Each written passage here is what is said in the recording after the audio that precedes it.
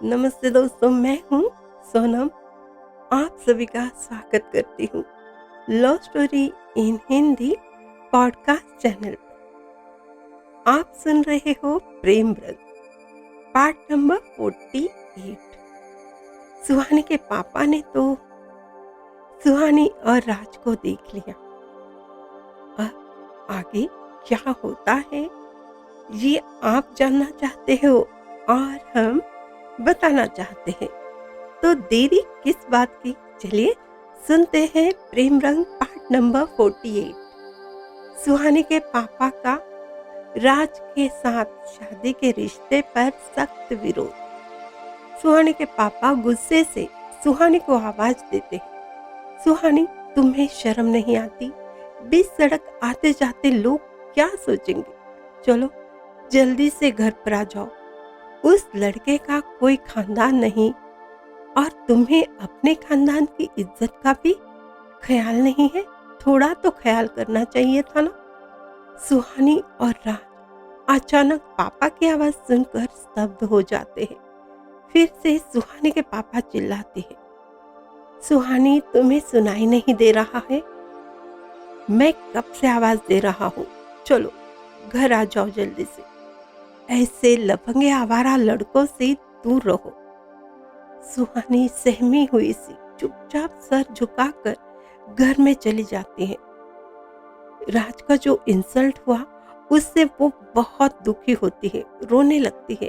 तभी मम्मी आकर पूछती है सुहानी के पापा से, क्या हुआ? आप इतने जोर से क्यों चिल्ला रहे हो?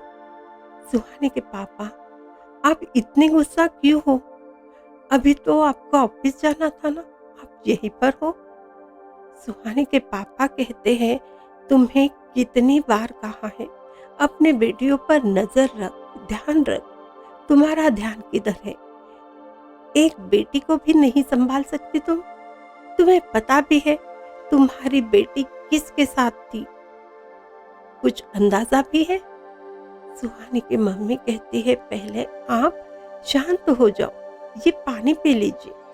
इतना गुस्सा सही नहीं है, तबीयत बिगड़ सकती है। आप इतना गुस्सा क्यों कर रहे हो?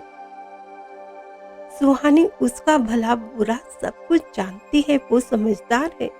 हमें उस पर ट्रस्ट करना चाहिए। वो किसी अहरे गहरे लड़के से प्यार नहीं कर सकती। और आपने भी तो देखा है ना, वो लड़का कितना अच्छा है। आप समझदारी से काम कीजिए। खानदान का क्या है? शादी तो इन दोनों को करनी है। एक दूसरे पर ट्रस्ट है, विश्वास है, तभी तो जिंदगी संवर सकती है। प्यार है इन दोनों में। इस तरह से गुस्सा करोगे तो प्रॉब्लम बढ़ सकती है। प्लीज प्लीज आप शांति से काम लीजिए, ठंडे दिमाग से सोचिए। सुहानी के पापा कहते हैं, देखो इस वक्त कुछ मत समझाओ और ना मुझे कुछ समझना है। अपनी लाडली बेटी को समझाओ जो अपने खानदान की इज्जत को मिट्टी में मिला रही है। अरे उसको कितनी बार समझाया, ये लड़का सही नहीं है, मानती नहीं है। सुहानी को समझ नहीं आता पापा से कैसे बात करें। पापा बहुत गुस्से में है और ऊपर से राज का इतना सारा इंसल्ट कर लिया।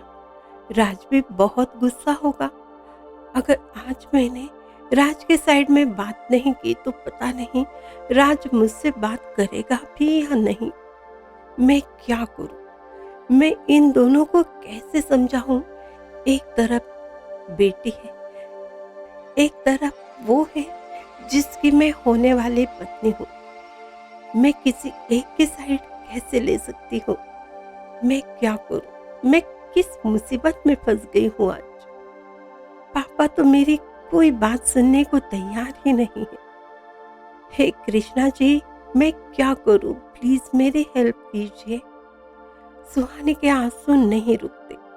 पूजा बहुत समझाती है, कहती है तुम ऐसे रोती रहोगी तो तुम्हारे प्रॉब्लम थोड़ी ना दूर होने वाले। अब जो होगा उसका सामना करने के लिए रेडी हो जाओ। और सच्चाई से कितने दिन तक दूर रहोगी, भागोगी?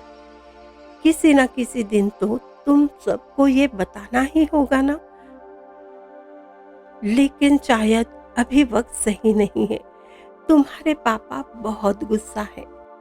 अंकल जब शांत हो जाएंगे तब तुम बात कर लेना। मैं अपनी मम्मी पापा से भी कहती हूँ वो आ जाए तुम्हारी साइड लेने के लिए। तुम अपनी बात भी कह पाओगी। प्लीज अभी ये रोना बंद कर दे। मुझे बिल्कुल अच्छा नहीं लग रहा। तुम्हें मेरी कसम है प्लीज। वैसे भी तुम्हारे रोने से काजल सारा तुम्हारे चेहरे पर फैल गया। तुम्हें देखकर ना थोड़ी मुझे हंसी आ रही है, लेकिन मैंने कितनी देर से खुद को कंट्रोल किया है, क्योंकि सिचुएशन सही नहीं है ना हंसने के लिए। लेकिन अगर तुम रोना बंद कर दो ना तो थोड़ा बहुत हम दोनों हंस लेते हैं। तुम खुद को मिरर में तो देख लो। अगर तुम्हें हंसी नहीं आई तो देखना, जो तुम कहोगे मैं हार जाऊंगी। और सुहानी सच में उठकर मिरर में देखने लगती है। वो खुद को हंसने से नहीं रोकती, लेकिन कुछ ही पल में फिर से सीरियस हो जाती है। पापा भी शांत बैठे हुए हैं, लेकिन ये तूफान के पहले की शांति नजर आती है। पता नहीं कौन सा डिसीजन लेकर फिर से जिंदगी में तूफान आ जाए। सुहानी के मन में बहुत डर बैठ जाता है। पापा का सामना कैसे करेगी। सुहानी चुपके से बाहर खिड़की से झांकने लगती है। क्या राज वही खड़ा है या गुस्से से घर चला गया। सामने राज की कार होती है, लेकिन राज आसपास नहीं होता है। सुहानी को समझ नहीं आता अब इतना सब होने के बाद राज यहाँ पर क्यों रुका है। और तभी घर की डोरबेल बजती है। सुहानी की मम्मी दरवाजा ओपन करने के लिए जाती है। सामने राज को देखकर घबरा जाती है। आज घर में कौन सा महाभारत होगा। वो सामने से राज को धीरे आवाज में कहते हैं, प्लीज आप अभी कोई बात मत कीजिए, ये बहुत गुस्सा है। कभी फिर बाद में बात कीजिए प्लीज। प्लीज ये मेरी रिक्वेस्ट है, आप अभी यहाँ से जाइए। और राज बिना कुछ कहे चुपचाप अपनी कार में बैठ जाता है। उसका मन बहुत उदास होता है, गुस्सा भी। जो बातें सुहानी के पापा ने कही वो बहुत हर्ट हो जाता है, लेकिन फिर भी सुहानी से ही शादी करने की जिद और मजबूत हो जाती है। पूरा दिन टेंशन में गुजरता है। सुहानी भी पापा के सामने नहीं जाती, न पापा उससे बात करने आते हैं। घर में एक टेंशन का माहौल होता है। कोई किसी से बात नहीं करता। सुहानी खाना भी नहीं खाती। उसके मम्मी के बहुत समझाने पर भी वो चुपचाप सो जाती है। दूसरे दिन सुहानी के आंटी, उनके हस्बैंड मॉर्निंग ही घर पर चले आते हैं। घर का माहौल देखते ही वो समझ जाते हैं कुछ तो गंभीर बात है, लेकिन उस वक्त कोई कुछ नहीं बात करता। ब्रेकफास्ट करते वक्त भी कोई किसी से कोई बात ही नहीं करता। दोपहर के टाइम सुहानी की मम्मी सारी बातें अपने सिस्टर से यानी सुहानी की आंटी से कहती है। तब आंटी कहती है, अरे तुम लोग क्यों बेचारे लोगों पर जुल्म ढा रहे हो। अरे ऐसा क्या कर लिया, प्यार ही तो किया है ना। और वो लड़का भी तो कितना अच्छा है, एक ऑफिसर है, देश के लिए काम करता है, उसमें कोई खराबी नहीं है, बहुत ही नेक लड़का है, अच्छे खानदान का ही होगा ना, इतनी अच्छी बातें करता है, इतने अच्छे संस्कार है उसके। उसी वक्त सुहानी के पापा कहते हैं, इस घर में उस लड़के का नाम भी कोई नहीं लेना चाहिए। किसी दूसरे अच्छे खानदान में मैं सुहानी की शादी कर दूंगा।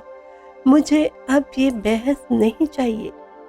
अचानक तभी डोरबेल बजने से सभी का ध्यान दरवाजे के ऊपर जाता है। सुहानी के पापा खुद दरवाजा खोलने जाते हैं। दरवाजा खोलते ही सामने राज खड़ा होता है। सबकी धड़कनें जैसे तेज बढ़कर रुक जाती है। अब क्या होगा?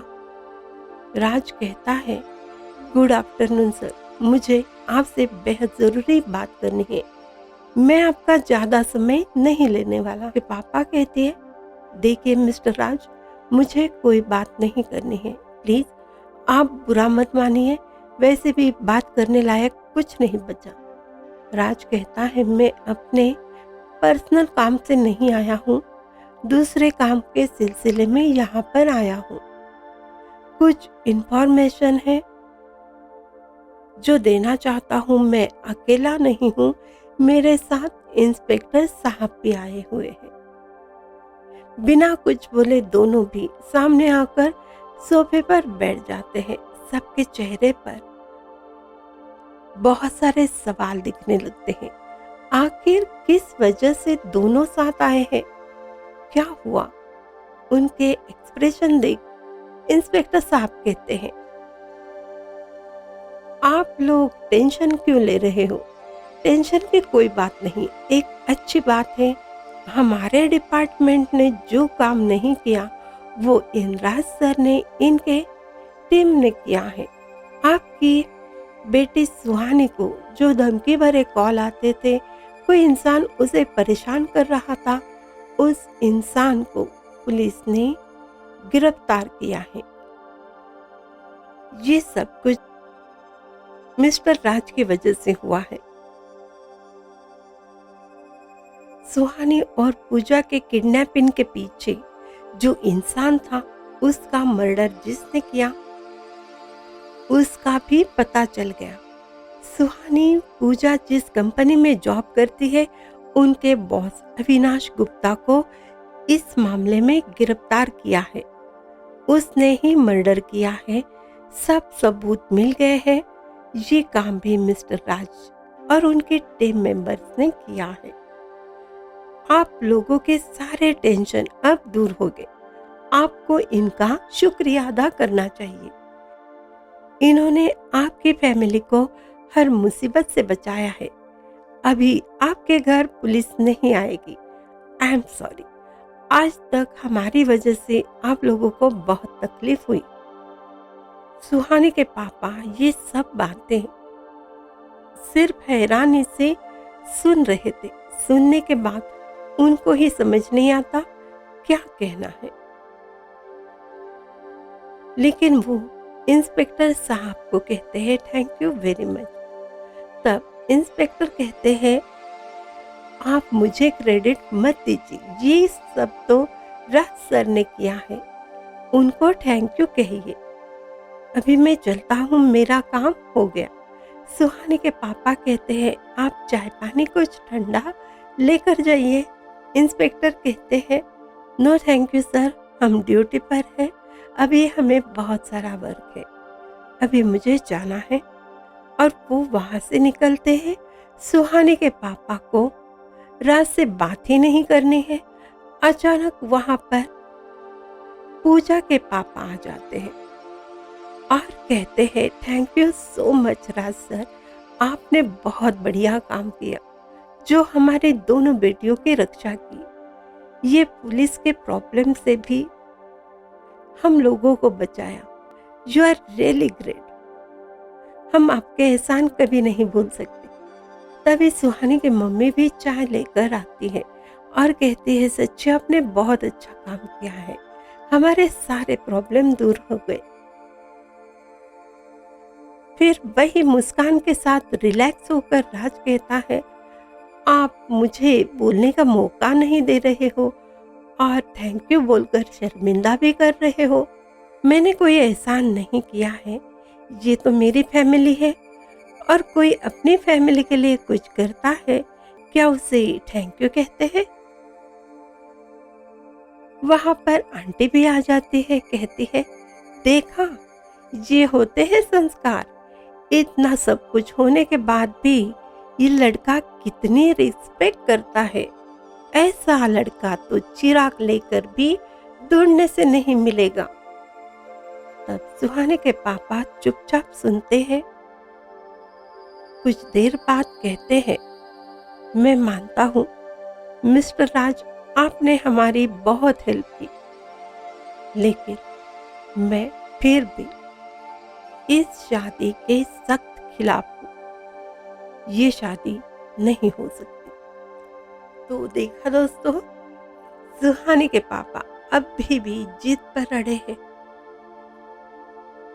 प्रेम, इश्क, लव कुछ भी कहिए, ये आसान नहीं होता। बहुत सारी परीक्षाएं देनी पड़ती है, बहुत सारी मुसीबतें आती है। पहले घर वाले, बाहर वाले, पता नहीं क्या क्या, फिर किस्मत भी, सबका विरोध सहना पड़ता है। अभी सुहाने के पापा ने सख्त विरोध किया है। आगे क्या होता है? क्या सुहानी उनको मना पाती है या नहीं? राज क्या प्लान करता है? ये सब जानने के लिए थोड़ा सा इंतजार कीजिएगा। और तब तक प्रेम रंग में रंगते रहिए।